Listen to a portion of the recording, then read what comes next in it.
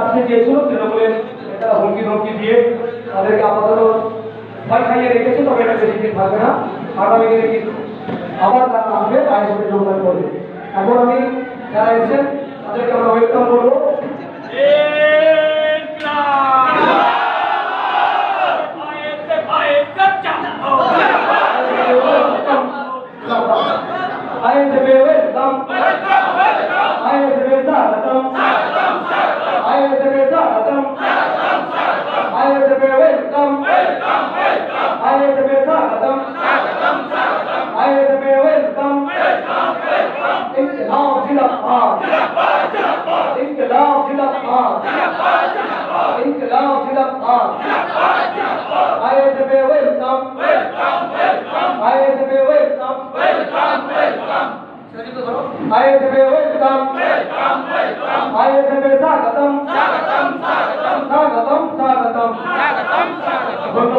তৃণমূল কংগ্রেস সহ অন্যান্য রাজনৈতিক দল ছেড়ে যারা বিশ্বজিৎ মাইতিরা এবং আমাদের সাথে আইএসএফের সাথে যোগদান করলেন, তাদের প্রত্যেকে আন্তরিক শুভেচ্ছা এবং ধন্যবাদ।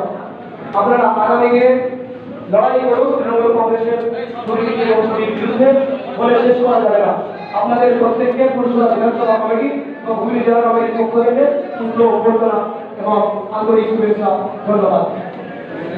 এখন আমাদের সামনে বক্তব্য রাখবেন সবাই, যার বক্তব্যের জন্য অপেক্ষা করছেন আমাদের আইএসএফের রাজ্য সাধারণ সম্পাদক গোটা পশ্চিম বাংলা জুড়ে যিনি নিপীড়িত লাঞ্ছিত মানুষের কণ্ঠ হয়ে কথা বলে যাচ্ছেন, সেই বিশ্বজিৎ মাইতি মহাশয় যাচ্ছেন।